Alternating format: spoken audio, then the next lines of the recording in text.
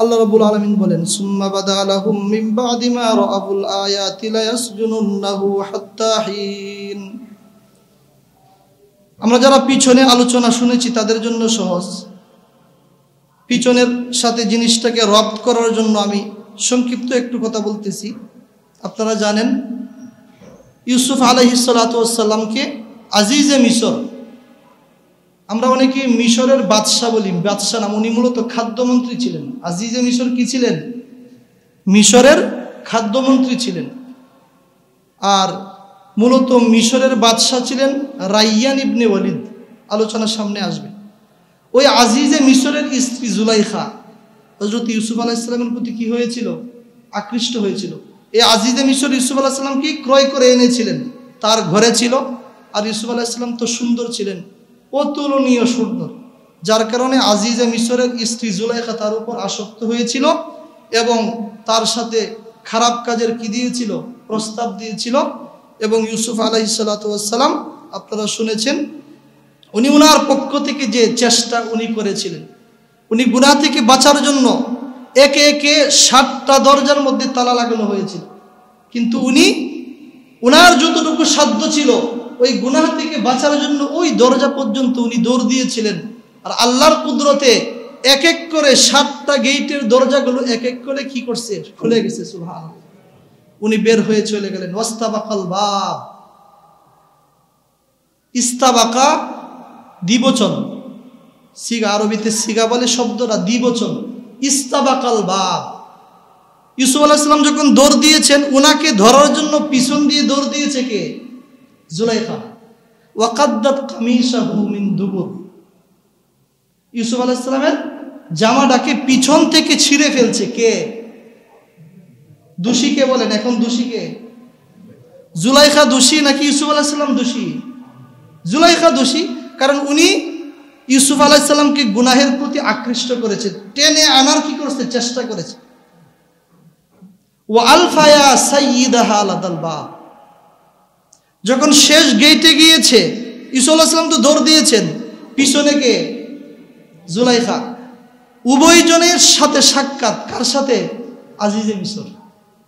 বলে না একটা কথা, যেখানে ভয় সেখানেই কি হয়? হ্যাঁ, যেখানেই বাঘের ভয় সেখানেই রাত হয়। সামনে গিয়ে দেখে কে? আজিজে মিশর। এখন এই যে নারীদের ফাঁদ কিন্তু অনেক কঠিন। এখন সে বলতেছে তার স্বামীকে, কালাত মা জাযাউ মান আরাদা বি আহলিকা সুআন ইল্লা আন ইউসজানা আও আযাবুন আলীম। জুলাইখা নিজেকে দুষ্মুক্ত করার জন্য বলল তার স্বামীকে, কালাত মা জাযাউ মান আরাদা বি আহলিকা সুআন, হে আজিজে মিশর, আমার স্বামী, যে ব্যক্তি আপনার স্ত্রীর সাথে খারাপ কাজ করতে চায়, মা জাযাউ, তার প্রতিদান কি হতে পারে? ইল্লা আন ইউসজানা আও আযাবুন আলীম, সে কিন্তু হত্যা করতে বলে নাই, কারণ সে তো ইউসুফ আলাইহিস সালামের প্রতি আসক্ত, তাকে হত্যা করা হোক এটা সে চায় না। এই জন্য 2টা অপশন দিয়েছে, ইল্লা আন ইউসজানা আও আযাবুন আলীম, তাকে যেন কি করা হয়? জেলে বন্দি করা হয়, অথবা তাকে কঠিন কোন শাস্তি দেওয়া হয়। মিথ্যা বলেছে না সত্য বলেছে? সম্পূর্ণটাই কি না সন্দেহ আছে? সম্পূর্ণটাই মিথ্যা। তো যাই হোক, ওই সময় একটা দুধের শিশু, সুবহানাল্লাহ বলেন, দুধের শিশুর জবান খুলে দিয়েছেন আল্লাহ। উনি ইউসুফ আলাইহিস সালামের পক্ষে সাফাই গেয়েছেন। উনি একটা, কোন মুফাসসির বলেছেন আসলে শিশু বাচ্চা ছিল না, উনি বয়স্কই ছিলেন, কিন্তু উনি একটা সমাধান দিয়েছেন। কি সমাধান? ইনকানা কামিসুহু কুদ্দা মিন দুবুরিন। উনি কি সমাধান দিয়েছেন? এই যে ইউসুফ আলাইহিস সালামের কাপড়টা কিন্তু কি ছেঁড়া। এখন তোমরা দেখো, ইউসুফ আলাইহিস সালামের কাপড় যদি পিছন থেকে ছেঁড়া থাকে তাহলে সত্যবাদী কে? ইউসুফ আলাইহিস সালাম। আর যদি সামনের দিক থেকে ছেঁড়া থাকে তাহলে ইউসুফ আলাইহিস সালাম মিথ্যাবাদী। কিন্তু যখন কাপড় দেখা গেল, ফালাম্মা রাআ কামিসাহু, এরপর যখন কামিজ দেখা গেল, ইউসুফ আলাইহিস সালামের কাপড় কোন দিকে ছেঁড়া? পিছনের দিক থেকে ছেঁড়া। তখন আজিজে মিশর বলে উঠলেন যে বস, ফলাফল কিন্তু বের হয়ে গেছে, মূলত দোষী ইউসুফ নয়, দোষী মূলত তুমি। ইন্না কাইদাকুন্না আযীম, তোমাদের ষড়যন্ত্র কঠিন ষড়যন্ত্র। যাই হোক, এরপরে এই সব কিছু কিন্তু প্রকাশ হয়েছে। প্রকাশ হওয়ার পরে ক্ষমতা যদি আমার হাতে থাকে, ক্ষমতা যদি কি হয় আমার হাতে থাকে, তাহলে আমি কি নত হতে চাই? বর্তমানেও আমরা এরকম দেখি, ক্ষমতা যদি কারো হাতে থাকে, সত্যের পথে সে থাকতে চায় না, মিথ্যার রাস্তা সে কি করে অবলম্বন করে। এই যে আজকের আয়াতের সম্পর্কে এখন পিছনের একটু ইতিহাস বলেছি এই জিনিসটা বোঝার জন্য। আজিজে মিশরের কাছেও কিন্তু জিনিসটা স্পষ্ট হয়ে গেছে, মূলত দোষী কে ছিল, কিন্তু এই যে ক্ষমতা নিজের হাতে। সুম্মা বাদা লাহুম মিন বাদি মা রাআফুল আয়াত, অতঃপর বাদা লাহুম তাদের কাছে সমীচীন মনে হলো, মা রাআফুল আয়াত নিদর্শনাবলী দেখা সত্ত্বেও, লায়াসজুনুন্নাহু হাত্তা হিন তাকে যেন কিছুকাল কারারুদ্ধ করে রাখা হয়। আয়াত নিদর্শন মানে কি কি? একটা হচ্ছে যে ছোট্ট একটা বাচ্চাকে দিয়েছে, সাক্ষী দিয়েছে একটা নিদর্শন। এরপরে জামার কাপড় কোন দিকে, জামাটা কোন দিকে ছেঁড়া ছিল, পিছনের দিক থেকে ছেঁড়া ছিল। এগুলো দেখা সত্ত্বেও নিজের শক্তি বলে কি বলতেছে, ওকে কিছুদিনের জন্য জেলখানায় রাখা হোক। হেকমতটা কি ছিল এখানে? জুলাইখার মূলত ষড়যন্ত্রটা ছিল তাকে জেলখানা দেওয়ার জন্য। আগেই তো সে বলেছিল লায়াসজুনুন্নাহু, উদ্দেশ্য ছিল তাকে যদি জেলখানায় রাখা হয় ইউসুফের মধ্যে ভয় আসবে, সে ভয়ে হয়তো আমি যে কুপ্রস্তাব দিয়েছিলাম আমার কুপ্রস্তাবের প্রতি হয়তো ইউসুফ কি হবে, রাজি হয়ে যাবে, নাউজুবিল্লাহ মিন যালিক। কিন্তু বিষয়টা কি এরকম, উলামায়ে কেরাম জেলখানায় যান, জেলখানায় যাওয়ার পরে ওনাদের ঈমান মজবুত হয় না দুর্বল হয়? বলেন, আরো জোরে বলেন, মজবুত হয় না দুর্বল হয়? তাদের সম্মান কমে না বাড়ে? বাড়ে। এটা আপনারা দুনিয়াতে দেখছেন, আমাদের প্রজন্মই দেখেছেন না? দেখেছেন। এই জন্য জেলখানায় যাওয়া নবীদের কিন্তু একটা সুন্নত। আল্লাহ রাসূলও তো জেলখানায় ছিলেন 3 বছর, শিয়াবি আবি তলেবের মধ্যে। তো জেলখানায় যাওয়া কি বলেন, এটা সবার ভাগ্যে হয় না। হক্কানি আবার চুর ডাকাত হয়ে আবার এটা ভাববেন না। সত্যের পথে থেকে, কি বলেছি বলেন, সত্যের পথে থেকে জালেমের কারাগারে যাওয়া এটা সকলের ভাগ্যে কি হয় না, নসিব হয় না। তো যাই হোক, উনাকে চেয়েছিল যে উনাকে যদি জেলখানায় নেওয়া হয় তাহলে এখানে জুলাইখা দুষ্মুক্ত হয়ে যাবে, যে কারণ সে মূলত দোষী ছিল কে, ইউসুফ। এই জন্যই তারে কারাগারে কি করা হয়েছে, নিক্ষিপ্ত করা হয়েছে। একটা উদ্দেশ্য ছিল এটা তার। আর একটা উদ্দেশ্য ছিল, পিছনের ইতিহাসে গিয়েছে, নারীদেরকে ডাকা হয়েছিল, নারীরা তাকে ভৎসনা দিচ্ছিল, তুমি তোমার ঘরের একটা গোলামের প্রতি আকৃষ্ট হয়ে গেছো। পিছনের যারা তাফসির শুনেছেন তাদের হয়তো মনে আছে। এরপরে উনি কি করছিলেন, একটা খাবারের আয়োজন করেছিলেন প্রত্যেক মেয়ের হাতে। কেউ কেউ বলেছেন 40 জন, নারীদের সংখ্যাটা ছিল কি 40 জন। প্রত্যেকের হাতে একটা ফল দিয়েছেন, সাথে সাথে একটা চাকু দিয়েছেন। দেওয়ার পরে ইউসুফ আলাইহিস সালামকে সুন্দরভাবে সাজিয়েছেন, এমনি তো সুন্দর। এরপরে বস ওনাকে সামনে আসতে বলেছেন। এরপর নারীদেরকে বলা হয়েছে তোমরা ফল কেটে খেতে থাকো। ইউসুফ আলাইহিস সালাম আসছেন, ইউসুফ আলাইহিস সালামকে দেখে তাদের নিজেদের আর হুঁশ নাই, ফল কাটার পরিবর্তে তাদের হাতকে কেটে ফেলছে। যার কারণে ওই 40 জন নারীও কিন্তু ইউসুফ আলাইহিস সালামের প্রতি আকৃষ্ট হয়ে গেছিল। এই জন্য জুলাইখার আর একটা ভয় ছিল, আমি তো তার প্রতি আকৃষ্ট, এখন আমার সাথে যুক্ত হয়েছে আরো কয়জন বলেন, 40 জন। না জানি ইউসুফকে কে নিয়ে যায়। এই জন্য তাকে নিরাপদে রাখার জন্য কেউ যেন তাকে নিয়ে চলে না যায়, এই জন্য কমপক্ষে হেফাজতের, অনেক সময় বলে না যে তাকে হেফাজতে, পুলিশ হেফাজতে রাখা হয়েছে। এটাও কেমন যেন পুলিশ হেফাজতের মধ্যে তাকে কি করা হয়েছে, রাখা হয়েছে। এরপরে সামনের ঘটনা অনেক মজাদার ঘটনা। ওয়াদাখালা মাআহু সিজনা ফাতায়ান, ইউসুফ আলাইহিস সালাতু ওয়াস সালামের সাথে কারাগারে প্রবেশ করলো ফাতায়ান, 2 জন যুবক। আচ্ছা, জেলখানায় কি কেউ প্রবেশ করে নাকি করানো হয়? ভালোভাবে বলেন, কেউ কি নিজের ইচ্ছায় জেলখানায় যায় নাকি প্রবেশ করানো হয়? দাখালা অর্থ প্রবেশ করা। এই যে আমাদের ভাইয়ের যে তাদরিবের বিষয়টা বললাম, ওরা মাশাআল্লাহ একজন সেনা সদস্য একদিন কত সুন্দরভাবে এই সিগার অর্থ বলতেছেন। তো দাখালা মানে প্রবেশ করা, আর আদখালা মানে প্রবেশ করানো। এখানে কি বলা হয়েছে? দাখালা, তারা প্রবেশ করেছে। এটা কেন বলেছেন? তাফসীরের কিতাবে এসেছে, ইউসুফ আলাইহিস সালামকে যখন কারাগারে নিয়ে যাওয়া হয়, আলোচনা হয়তো সামনে আসবে, উনি কারাগারে ছিলেন 12 বছর। কত বছর? মিশরে এসেছিলেন 12 বছর বয়সে। যখন ওনার বয়স 12 বছর, ওই সময় এসেছিলেন। জুলাইখার ঘরে ছিলেন 6 বছর। কত হইল? 18। কারাগারে ছিলেন আরো 12। কত হইল? এই হচ্ছে মোট 30 বছর। তো ওনাকে যখন কারাগারে নিয়ে যাওয়া হয়, এই যে উদ্দেশ্য ছিল ওনাকে দোষী সাব্যস্ত করা। তাফসীরের কিতাবে এসেছে ইউসুফ আলাইহিস সালাম উনি তো ভবিষ্যতে নবী হবেন, ওনাকে সম্মানের কোনো জন্তুর মধ্যে আরোহণ করা হয় নাই, গাধার পিঠে সওয়ার করানো হয়েছে এবং বাজারের মধ্যে ঢোল পিটানো হয়েছে যে আজিজে মিশরের স্ত্রীকে ইউসুফ ফুসলিয়েছিল। নাউজুবিল্লাহি মিন যালিক। ওনাকে লাঞ্ছিত করা হয়েছে, উনি ওই লাঞ্ছনাকে মেনে নিয়েছেন।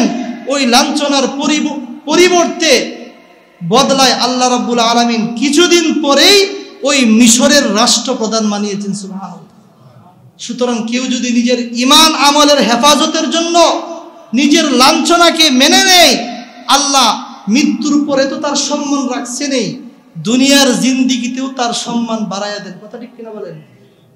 আগে আমি বলেছি, জেলখানায় যাওয়ার পরে উলামায়ে কেরামের কি, এই যে আমাদের এলাকার মাদানী পিচ্ছি রফিকুল ইসলাম মাদানী, 26-27 বছর বয়স, আমাদের পাশে, আমাদের এলাকার 10-15 কিলোমিটার দূরে হবে তার বাড়ি।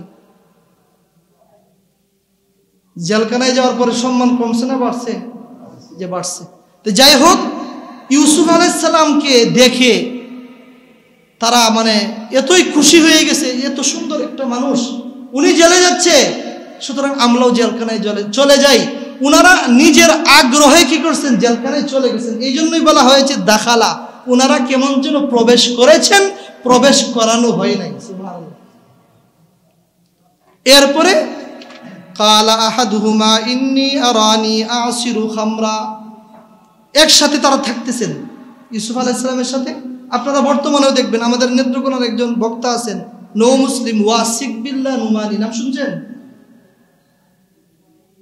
উনার জবান থেকে আমি নিজে শুনেছি, জেলখানার মধ্যে ওনার কাছে 300-র উপরে মানুষ মুসলমান হয়েছে।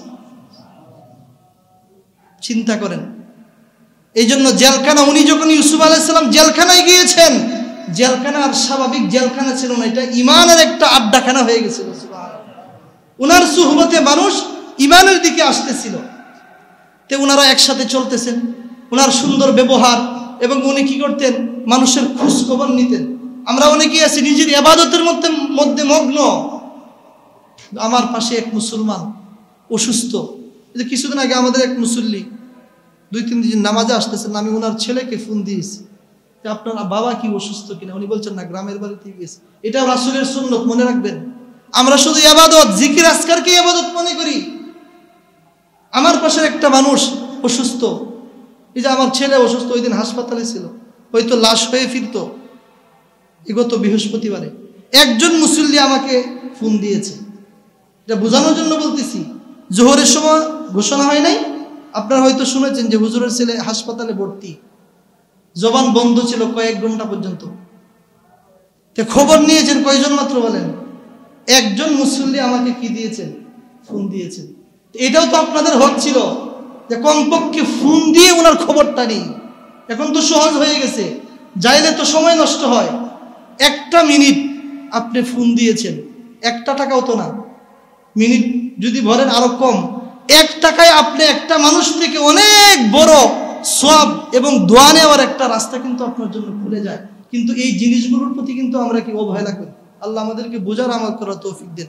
তো উনি কি করতেন? ওনার কাজগুলোর মধ্যে একটা ছিল কি, ওনাদের খোঁজ খবর নিতেন, যার কারণে মহব্বত হয়ে গেছে। এরপরে ওই দুইজন কে ছিল এটা আগে বুঝি আমরা। আমি আগেই বলেছি মিশরের বাদশার নাম কি ছিল বলেন? রাইয়ান ইবনে ওয়ালিদ। আর আজিজে মিশর কিন্তু উনি রাষ্ট্রপ্রধান ছিলেন না, উনি কি ছিলেন? খাদ্যমন্ত্রী ছিলেন, খাদ্যমন্ত্রী।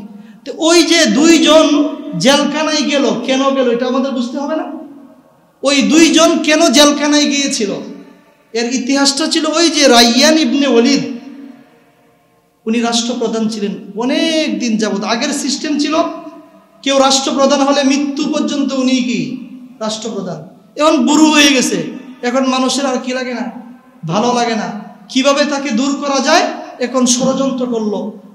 উনাকে যে খাবার খাওয়ায় ওনার সাথে ওরা লিয়াজু করছে, আর যে তাকে পানি পান করায় ওই দুইজনের সাথে কি করছে? লিয়াজু করছে। যে তুমি যে খাবার খাওয়ায় তাকে বলছে তুমি তোমার খাবারের মধ্যে বিষ মিশিয়ে দিবে, আর যে পানি পান করায় তার সাথে লিয়াজু হয়েছে তুমি কি করবে? পানির মধ্যে কি করবে? বিষ মিশিয়ে বাদশাকে বস মারার একটা তুমি ফিকির করো। তোমাদের মাধ্যমে যদি বাদশাহ দুনিয়া থেকে চলে যায়, সে মারা যায়, তোমাদেরকে বিশাল উপঢৌকন দেওয়া হবে। তো শুরুতে দুজন কি হয়ে গেছে? রাজি হয়ে গেছে। রাজি হওয়ার পর ওই যে বাবুর্চি যে ছিল সে তার খাবারের মধ্যে কি মিশিয়েছে? বিষ মিশিয়েছে। আর যে পানি পান করায় সেও পানির মধ্যে কি করছে? বিষ মিশিয়েছে। কিন্তু যে পানি পান করাইতো, আমার শায়েখ বলেন সব জিনিসের একটা আসর আছে। পানির আসর কি নরম না গরম? নরম। পানি নরম জিনিস। সে পানি পান করাইতো, এই জন্য এই উসিলায় হয়তো তার দিলটাও ছিল নরম। আর যে বাবুর্চি তার সুহবতের সাথে আগুনের সাথে আগুন কি শক্ত, এই জন্য তার অন্তরও শক্ত হয়ে গেছে। এই জন্য হাদিস শরীফে আসছে যারা উট পালন করে তাদের অন্তর শক্ত হয়, আর যারা বকরি চড়ায় তাদের অন্তর নরম হয়। কে কে বকরি চড়াইছেন হাত উঠান। আলহামদুলিল্লাহ, অনেকেই তো দেখা যায়। সুন্নতের নিয়তে কি করবেন? বকরি চড়াইবেন। সমস্ত নবীদের মাধ্যমে আল্লাহ কি করছেন? বকরি চড়াইছেন। বকরিকে এইদিকে টান দিবেন, যাবে এইদিকে। উম্মত সামনে কি করতে হবে? উম্মতদেরকে তো পালতে হবে। ডাকবেন এইদিকে, যাইবে ওইদিকে। ওই ছোটকাল থেকেই সবুরের ধৈর্যের ট্রেনিং দিয়েছে। আর একটা আমল করবেন, ঘোড়া কেউ লালন করছেন? আমি ওই দিনও মুসলিমের হাদিসে পড়াইছি, জিহাদের নিয়তে যদি কেউ ঘোড়া লালন করে তাহলে কাল হাসরের দিন আপনার মিজানের পাল্লার মধ্যে ওই ঘোড়া তার খাবার, এমনকি তার যে পেশাব পায়খানা আছে এগুলোকেও মিজানের পাল্লায় উঠানো হবে। সুবহানাল্লাহ। তো আসতে গেছেন, একটু জোরে বলেন। জিহাদের নিয়তে পালন করবেন তো ইনশাআল্লাহ? কিছুদিন পালেন আপনি জিহাদের নিয়তে, যে আল্লাহ যদি সুযোগ দিয়ে আমি ওই ঘোড়ার উপর আরোহণ করে আমি জিহাদ করব। তো যাই হোক, শুরুতে দুজনেই ইচ্ছা পোষণ করেছিল, পরবর্তীতে যিনি পানি পরিবেশনকারী উনি উনার ইচ্ছা থেকে কি করছে? সরে গেছে। এরপরে বাবুর্চি কি করলো? বাদশার সামনে খাবার নিয়ে আসছে।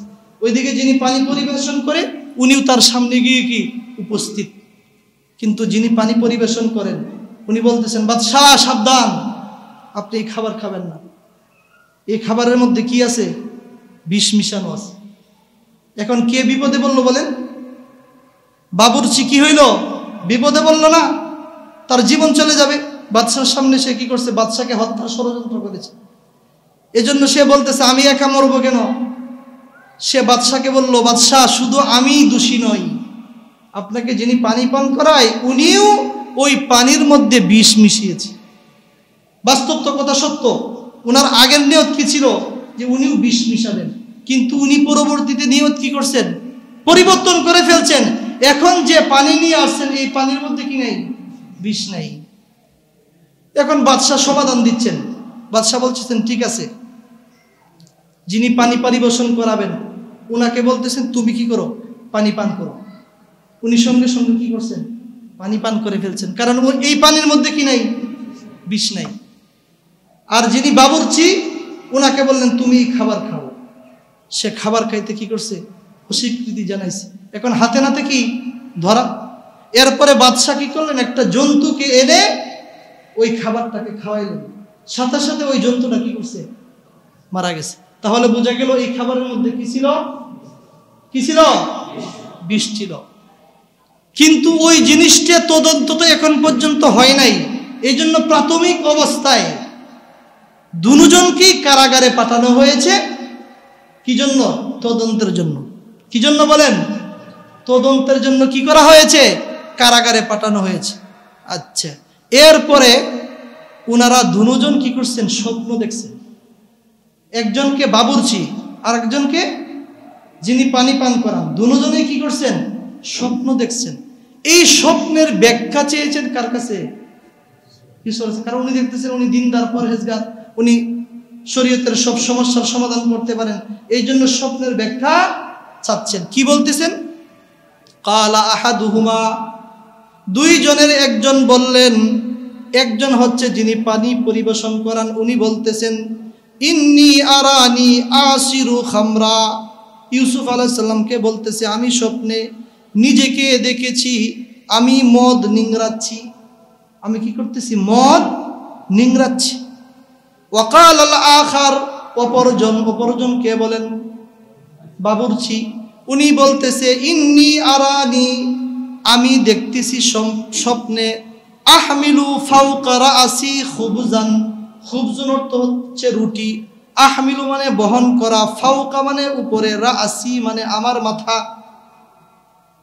আমি আমার মাথার উপরে রুটি বহন করতেছি, স্বপ্নে দেখছি। মাথার উপরে কি? রুটি।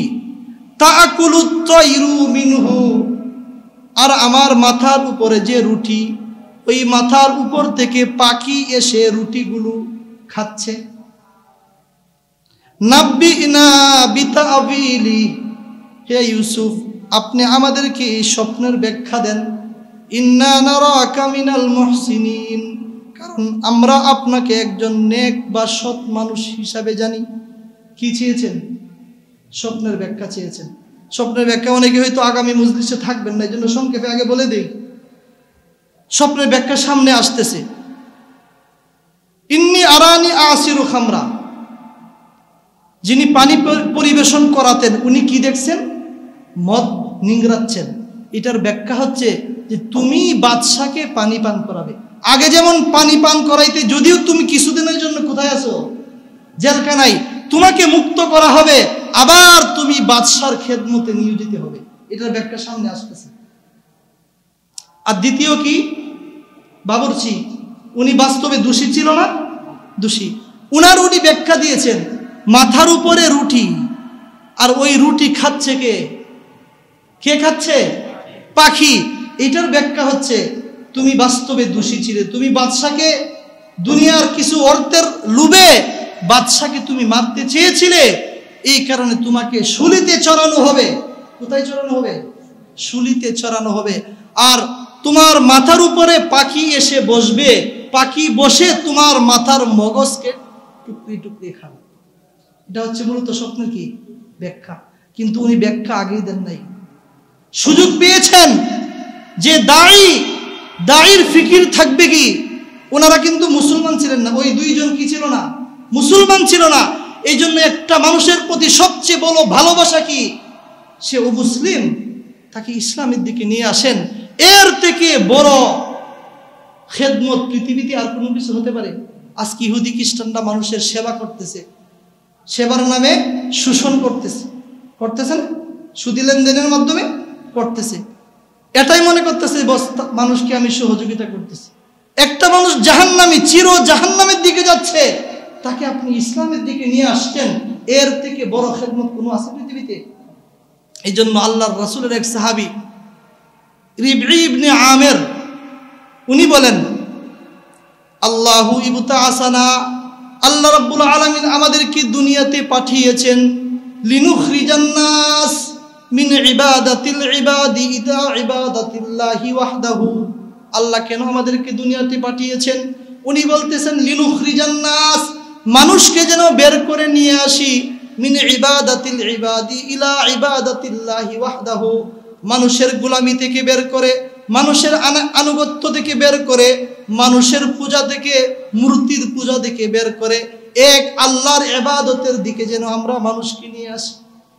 ওমিন যিকিল মাকামি ইলা সাআতিল আখিরা, এবং দুনিয়ার সংকীর্ণতা থেকে যেন আখেরাতের প্রশস্ততার দিকে আমরা নিয়ে আসি। দুনিয়াটা সংকীর্ণ না, অনেক দুনিয়াটা সংকীর্ণ। দুনিয়াতে থাকা যাবে না, আপনাকে ওই 3.5 হাত মাটির নিচে রাখা হবে, কথা বুঝছেন? আর আখেরাত, সর্বনিম্ন যিনি জান্নাতি হবেন তার জান্নাতটা কতটুকু বড় হবে? এই দুনিয়ার 10 দুনিয়া বড়। এরপরে শেষের অংশ বলতেছেন ওমিন জাওরিল আদিয়ান, এবং জুলুম এবং শোষণের ধর্ম থেকে ইনসাফের ধর্মের দিকে। ইসলাম ধর্মের মধ্যে শোষণ আছে? নাই। ইনসাফ, যে কোনো দিকে আপনি যাবেন, ইসলাম কোনো দিকে। যে লটারি চলতেছে, মনে করেন আমাদের লটারি চলতেছে না? আজকে এক দোকানদার ভাইয়ের সাথে আমার কথা, সে বলতেছে আমি একা 6,000 টাকার টিকিট কেটেছি। এই যে লালমাটির ঘটনা, সে বলতেছে আমাদের এই কয়েকটা দোকান মিলিয়ে মনে হয় 20,000 টাকার মতো টিকিট কাটছে। হালাল না হারাম? হারাম করে ইসলাম আমাদের উপর জুলুম করছে নাকি ইনসাফ করছে? এই যে কত মানুষ 5,000 10,000 টাকা নষ্ট করলো। আপনাকে একটা প্রাইভেট কার টিকেই দিচ্ছে, হয়তো একটা প্রাইভেট কারের দাম 10 লক্ষ 15 লক্ষ টাকা, সে কি ওই জায়গা থেকে 15 লক্ষ নিয়েছে? 50 লক্ষ নিয়ে আপনাদেরকে দিয়েছে কত? 10 লক্ষ। এই জন্য এই জায়গায়ও শোষণ, জুলুম, এইটাকেও ইসলাম নিষেধ করে। এই জন্য লটারি জায়েজ না হারাম? নিঃসন্দেহে হারাম, নিঃসন্দেহে হারাম।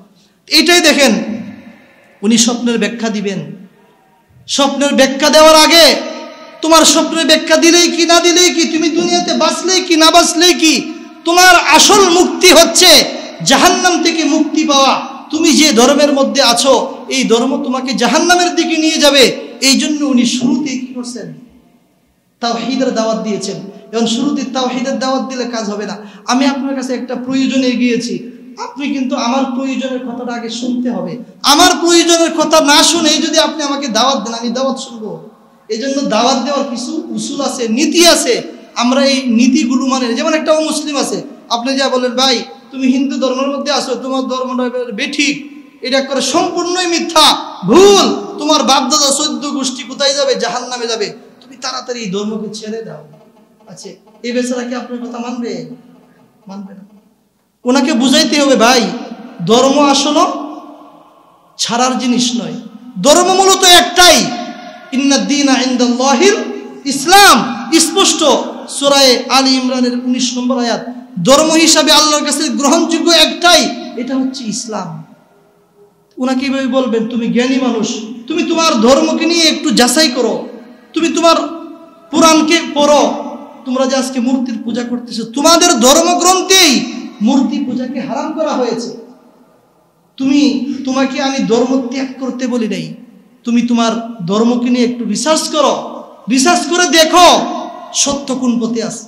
তোমাদের ধর্মের আদিতেই বলা হয়েছে ভবিষ্যতে এমন একটা লোক আসতেছে যার পিতার নাম হবে কি? আব্দুল্লাহ, মায়ের নাম হবে আমেনা। তোমরা ওই মহান পুরুষের আনুগত্য করো। ওই হিন্দুদের ধর্মগ্রন্থে লেখা আছে। ইনজিল, খ্রিস্টানরা এখন এটাকে বাইবেল নামে দেয়। ওই আসল ইনজিল কি আছে? নাই। ওই আসল ইনজিলের মধ্যে আমাদের সর্বশেষ রাসূলের কথা আছে না নাই? তাওরাতের মধ্যে আসল সর্বশেষ রাসূলের কথা আছে না নাই? আছে। এই জন্য পৃথিবীতে যত বিধর্মীরা আছে, তাদের যত ধর্মগ্রন্থ আছে, এই সবগুলো মনে রাখবেন বিকৃত। নিজের হাতে এগুলো কি করেছে? তারা বিকৃত করেছে। আসল ধর্মগ্রন্থ সামনে নিয়ে আসেন, অবশ্যই ইসলাম ধর্ম মানতে তারা বাধ্য হবে। এই জন্য তাদেরকে বলা, ধর্ম ছেড়ে দাও না, তুমি তোমার আসল ধর্মের দিকে ফিরে আসো। তুমি ভুল পথে ছিলে, আসল পথে তুমি কি করো? ফিরে আসো। এইভাবে হেক্টরে তাকে দাওয়াত দিতে হবে।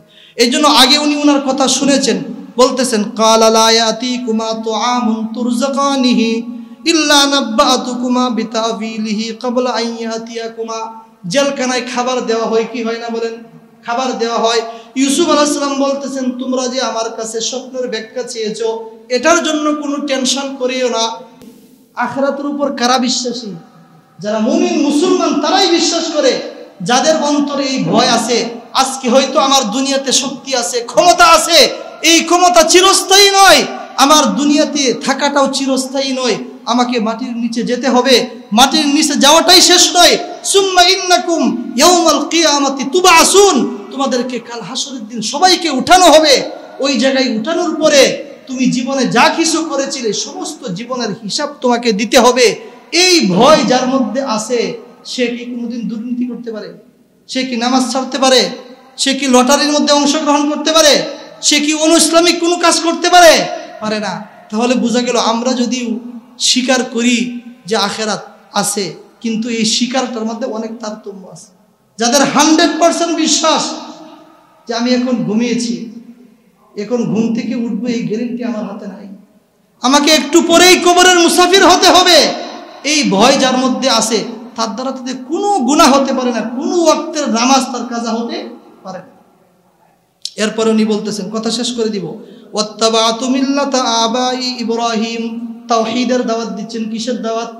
তাওহীদ।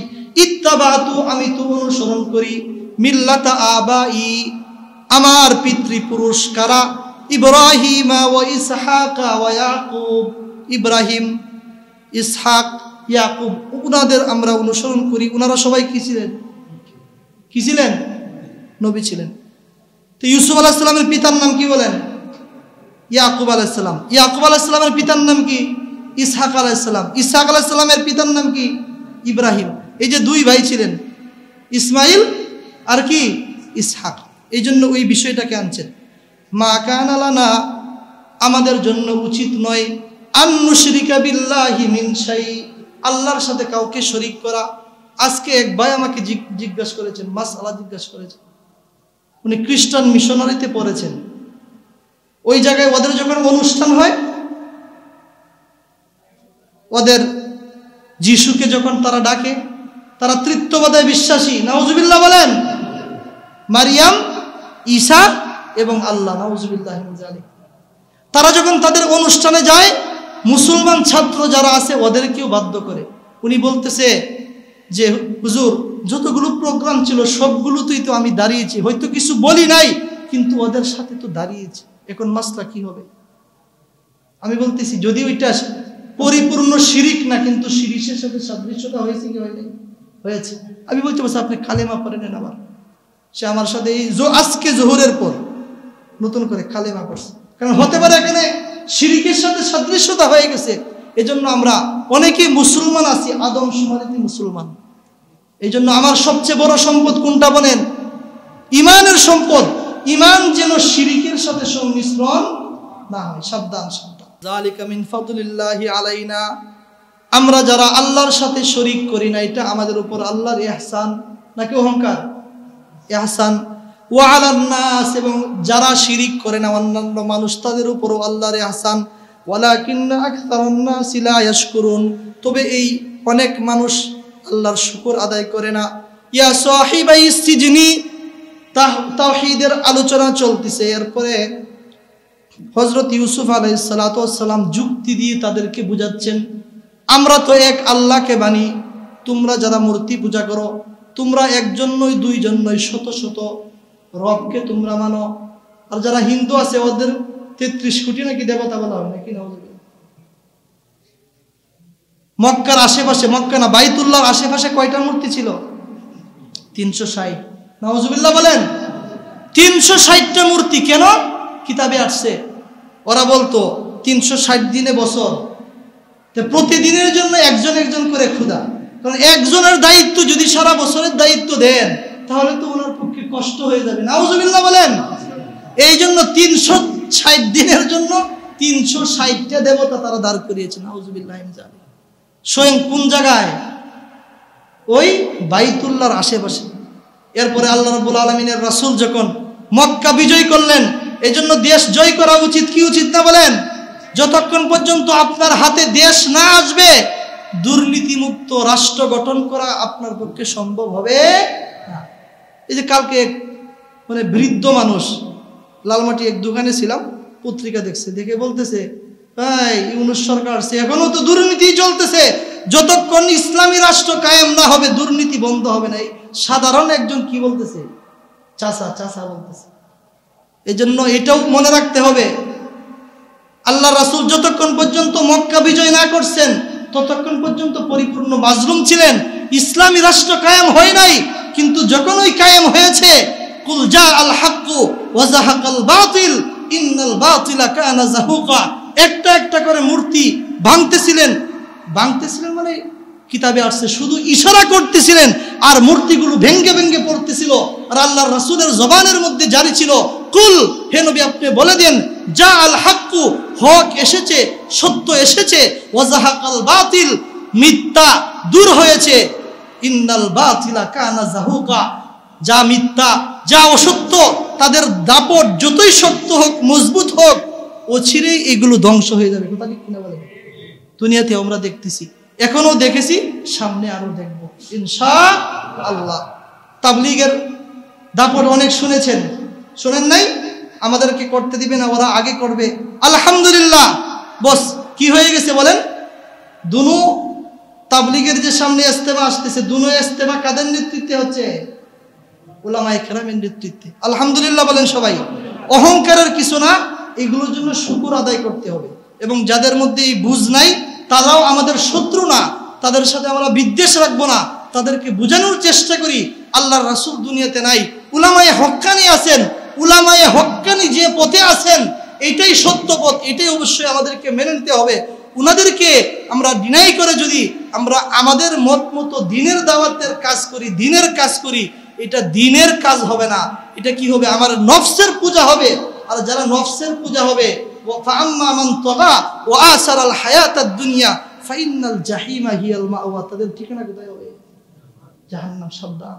এইজন্য উলামায়ে হক্কানি বলেছি, উলামায়ে হক্কানি যেখানে আছেন আমরাও কি সেখানে থাকবো ইনশাআল্লাহ। এই জন্য বলতেছেন, ইয়া সাহিবাই সিজনি, হে আমার জেলের দুই বন্ধু, আরবাবুম মুতাফাররিকুনা খায়রুন আমিল্লাহুল ওয়াহিদুল কাহ্হার, ভিন্ন ভিন্ন অনেক মাবুদ যাদের তোমরা পূজা করো এটা কি উত্তম?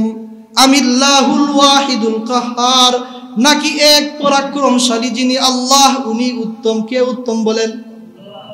সূরাতুল আম্বিয়ার মধ্যে রব বলেন, লাউ কানা ফীহিমা আলিহাতুন ইল্লাল্লাহু লাফাসাদাতা। হে দুনিয়ার মানুষ, তুমি একটু ব্রেইনকে জিজ্ঞাসা করো, দুনিয়াতে যদি কোনো দেশের রাষ্ট্রপ্রধান যদি দুইজন হয়, দেশটা কি চলবে? চলবে? লাউ কানা ফীহিমা আলিহাতুন ইল্লাল্লাহ, আকাশ এবং জমিনের মধ্যে যদি একের অধিক রব হতেন, লাফাসাদাতা, এই যে হাজার হাজার বছর হয়ে গিয়েছে, আকাশের মতো আকাশ আছে, জমিনের মতো জমিন আছে, পাহাড়ের মতো পাহাড় আছে, নদীর মতো নদী সুন্দরভাবে চলতেছে। আল্লাহ বলতেছেন, দলিল দিয়ে যুক্তি দিয়ে বুঝাচ্ছেন, আকাশ এবং জমিনের মধ্যে যদি একের অধিক রব হতেন, লাফাসাদাতা, আকাশ জমিন নষ্ট হয়ে যেত। কথা ঠিক কিনা বলেন? একজনে বলতো আজকে বৃষ্টি হবে, আর একজনে বলবে সামনের প্রধানমন্ত্রী ইউনূস সাহেব হবে, আর একজন বলবে না ইসলামী খেলাফত হবে, আর একজন বলবে ইসলামী আন্দোলন হবে। তো এই দেশে আন্দোলনের মধ্যে থাকবে, ধ্বংস হয়ে যেত। এই জন্য উনি বলতেছেন, মা তা'বুদুনা মিন দুনিহি ইল্লা আসমান, ওই তোমরা তো ইবাদত করো না তবে এমন কিছু নাম নিয়ে, সাম্মাইতুহুমুহা, যেগুলো তোমরা নাম বলো, লাত বলো, উজ্জাত বলো, আনতুম ওয়া আবাউকুম মা আনজালাল্লাহু বিহা মিন সুলতান, তোমরা যে সকল দেব দেবীর পূজা করো এইগুলোর পূজা করতে কি আল্লাহ নির্দেশ দিয়েছেন? এগুলোর কি কোনো দলিল তোমাদের হাতে আছে? আছে বলেন? নাই। ইনিল হুকমু ইল্লা লিল্লাহ, পৃথিবীতে হুকুম একমাত্র কার চলবে বলেন? জোরে বলেন। হুকুম কার? চাকরি করবেন, অনেকে সরকারি চাকরি করবেন, সাবধান। চাকরি কি আগে রাখবেন নাকি রবকে আগে রাখবেন? আল্লাহু আকবার। আল্লাহ সবচেয়ে বড়। মুয়াজ্জিনের কণ্ঠে প্রতিদিন 5 ওয়াক্ত মুয়াজ্জিন বলতেছে না, স্বয়ং আল্লাহ মেসেজ দিচ্ছেন, আল্লাহ সবচেয়ে বড়, আল্লাহ সবচেয়ে বড়। তোমাকে 24 ঘন্টার আমি সময় দিয়েছি, মাত্র 5 বার আমি তোমার হাজিরা রাখি, আমি সবচেয়ে বড়। তুমি চাকরি করো, চাকরি ছেড়ে আল্লাহকে যদি তুমি সবচেয়ে বড় মনে করো, চাকরি ফেলে তুমি নামাজের মধ্যে চলে আসো। তুমি ব্যবসা করো, ব্যবসাকে ছেড়ে তুমি নামাজের দিকে চলে আসো। কথা ঠিক কিনা বলেন? কিন্তু আমরা কিন্তু আমলটা করতে সবাই পারি না। এই জন্য আল্লাহর কাছে এভাবে দোয়া করবেন, আল্লাহ এমন চাকরির ব্যবস্থা করিয়েন যে চাকরিতে আমার ইমানের মধ্যে আমলের মধ্যে যেন বিন্দু মাত্র ত্রুটি না আসে। কথা ঠিক কিনা বলেন? এই জন্য আপনাদেরকে আমি উদ্বুদ্ধ করি, চাকরি নয়, ব্যবসা করে। পৃথিবীতে যারা ধনী ওরা কি চাকরিজীবী না ব্যবসায়ী? তা আপনারা এক একজন মানে চাকরি যারা পাচ্ছেন না, হতাশাগ্রস্ত হয়ে গেছেন। এক একজনের স্বাস্থ্য কমে যাচ্ছে কেন?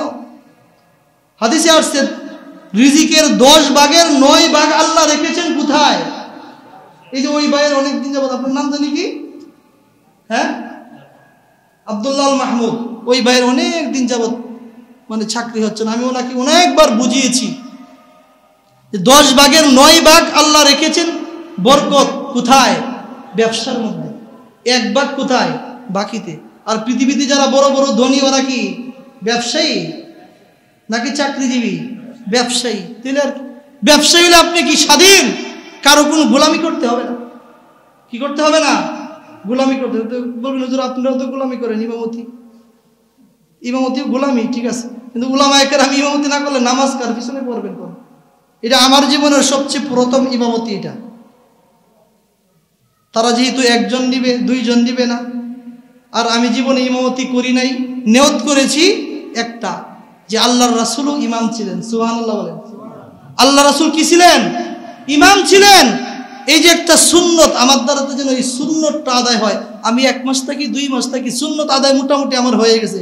এখন আমি চলে গেলে আমার মনে আর কোনো কষ্ট নেই। এই সুন্নত আমার দ্বারাতে কি হয়ে গেছে?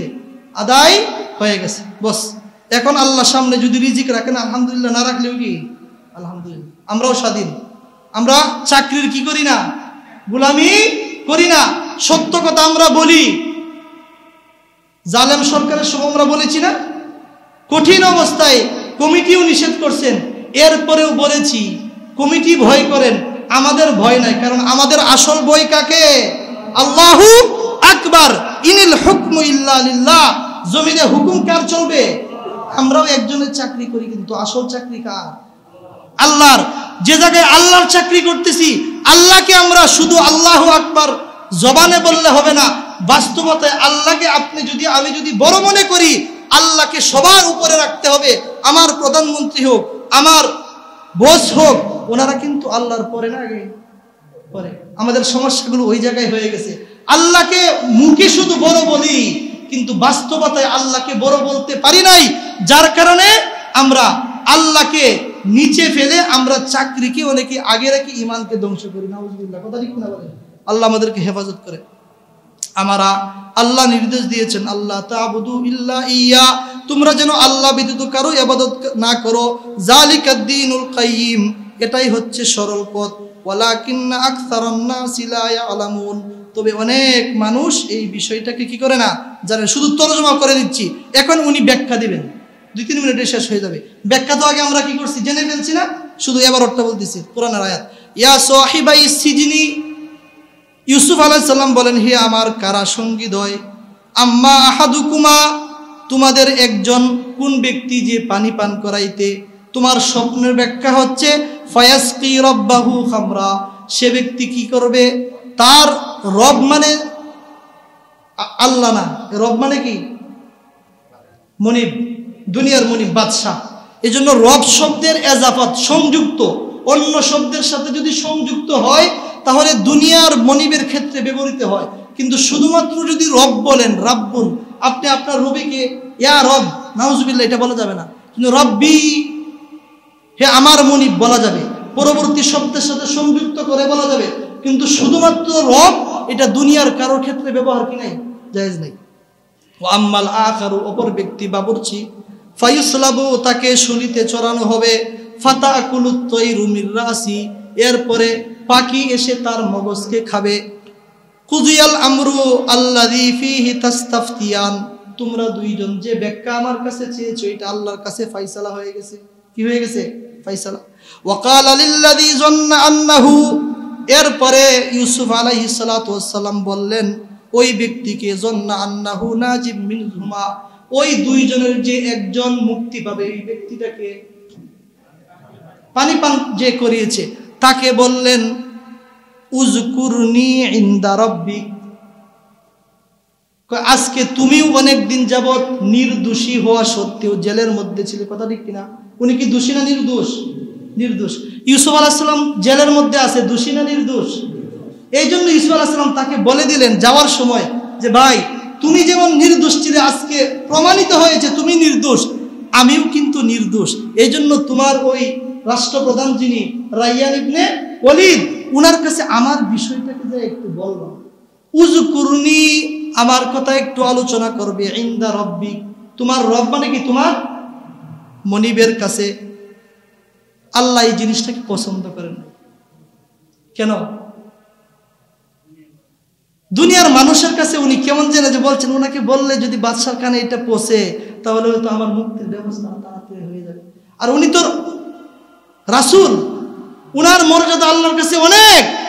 আল্লাহ এখানে চান নাই যে তুমি মানুষের প্রতি কেন মুহতাজ হবে। ইব্রাহিম আলাইহিস সালামকে যখন আগুনে নিক্ষেপ করা হয়েছিল, অনেক ফেরেশতারা আসছে, জিবরিল আসছেন, মিকাইল আসছেন, আপনাকে কি সাহায্য করতে পারি বলেন। উনি কি উত্তর দিয়েছিলেন? হাসবুনাল্লাহ ওয়া নি'মাল ওয়াকিল, আল্লাহ আমার জন্য যথেষ্ট, উনি আমার উত্তম অভিভাবক। সুবহানাল্লাহ। তোমরা আমাকে কি সাহায্য করবে? আমার যিনি খলিল, উনি কি আমাকে দেখতেছেন না? আপনার যদি কেউ প্রকৃত বন্ধু হয়, আপনি যদি আগুনে পড়ে যান, আপনাকে উনি কি উদ্ধার করার জন্য আসবেন না? দেখেন ইব্রাহিম আলাইহিস সালামের 100% বিশ্বাস ছিল কার উপর? আল্লাহর উপর। এই জন্য আল্লাহ ইব্রাহিমের সাথে তেমনই ব্যবহার করেছেন। অনেকজনে বলে 40 দিন, এটা ভুল। 40 দিন ছিলেন না, সহিহ বর্ণনায় আসছে 7 দিন। উনি 7 দিনের মতো ছিলেন জেলখানায়, নাকি বলে আগুনের মধ্যে নমরুদের। আর উনি বলেছেন আমার জীবনের শ্রেষ্ঠ দিন ছিল ওই দিনগুলো, যে দিনগুলোতে আমি নমরুদের অগ্নিকুণ্ডের মধ্যে ছিলাম। সুবহানাল্লাহ। কারণ আগুনকে আল্লাহ কি বানিয়ে দিয়েছেন? কুলনা ইয়া নারু কুনি বারদাও ওয়া সালামান আলা ইব্রাহিম। সুবহানাল্লাহ। অতি ঠান্ডাও হইও না, অতি গরমও না, মানে কি হয়ে যাও? এয়ার কন্ডিশন হয়ে যাও। এয়ার কন্ডিশন হয়ে গেছে। ইউসুফ আলাইহিস সালামের এই কাজটাও আল্লাহর কাছে কি লাগে নাই? বেশি পছন্দ হয় না। এই জন্য ফানসাহুশ শাইতান, ওই ব্যক্তি যাকে বলে দিয়েছিলেন শয়তান তাকে ভুলিয়ে দিছে। যিকরা রাব্বিহি, তার রবের কাছে মানে মনিবের কাছে এই জিনিসটা বলতে। কোন তাফসীরকার লেখছেন ফানসাহুশ শাইতান, এই হু সর্বনাম বুঝেন আপনারা? সর্বনাম বুঝেন? জায়েদ এসেছে, সে এখন খাচ্ছে, এই সেটা কি সর্বনাম। আর আমাদের পরিবেশে এটাকে জমির বলে। কি বলে? এই জন্য নিয়ত করেন, আমার ভাইয়ের তাদরিবে পড়তে বলতেছি না, এখন অনেক সিস্টেম হয়ে গেছে সহজ। আপনি ডেলি যদি 1 ঘন্টা সময় দেন, তাহলে আস্তে আস্তে আলহামদুলিল্লাহ আপনি কুরআন হাদিস বোঝা আপনার জন্য সহজ হয়ে যাবে। কোন তাফসীরকার বলছেন ইউসুফ আলাইহিস সালামকে শয়তান কি করছে? ভুলাইয়া দিয়েছে যিকরা রাব্বিহি, তার রবের আলোচনা। মানে উনার উচিত ছিল রবের প্রতি আকৃষ্ট থাকা, রবের জিকিরে থাকা, কিন্তু উনি রবের জিকিরে না থেকে ওই জেলখানা থেকে যিনি মুক্তি পাচ্ছে ওর কাছে বলতেছেন আপনার মনিবের কাছে গিয়ে আমার কথা একটু কি করিয়েন, বলিয়েন। এই জিনিসটা আল্লাহর কাছে ভালো লাগে নাই। এই জন্য ফালাবিতা ফিস সিজনি বিদআ সিনিন, ইউসুফ আলাইহিস সালাম কারাগারে কয়েক বছর কি করলেন? রইলেন। কয়েক বছরের ব্যাখ্যা আমি আগে দিয়েছি। কত বছর? 12 বছর, 6 বছর না। ইউসুফ আলাইহিস সালাম মিশরে এসেছিলেন 12 বছর বয়সে, জুলাইখার নিকট ছিলেন 6 বছর, কত হইল? 18 বছর। আর জেলখানায় ছিলেন মুজাহিদ রহমতুল্লাহ। তফসিরকাররা অনেক বলেছেন, বিশিষ্ট তফসিরকার মুজাহিদ রহমতুল্লাহ আলাই, উনি বলেছেন যে উনি ওই জেলখানায় কতদিন ছিলেন? 12 বছর ছিলেন। 12 12 24 আর 6 কত? এই হলো 29। আল্লাহ রাব্বুল আলামিন যা কিছু আলোচনা করলাম আমাকে এবং আপনাদের সকলকে আমলের তৌফিক দান করেন। ওয়া আখির দাওয়ানা আলহামদুলিল্লাহি রাব্বিল আলামিন। এরপরে আলোচনা আসবে বাদশা নিজেই কি করছেন, স্বপ্নে দেখছেন। আলোচনার বিষয়টা বলে রাখি একটু, আগামী সপ্তাহের আপনাদের আকর্ষণের জন্য নাকি। বাদশা নিজে স্বপ্নে দেখছে। এই যে আগে সে ভুলে গিয়েছিল কে, যে পানি পান করাইছিল, কারণ বাদশা স্বপ্নে দেখছে। কি স্বপ্ন এটা বলবো না, বললে তো আপনারা সামনে সপ্তাহে তো বসবেন না। বাদশা স্বপ্নে দেখছে, এখন তো সে বিপদে, স্বপ্নের ব্যাখ্যা কে দিবে?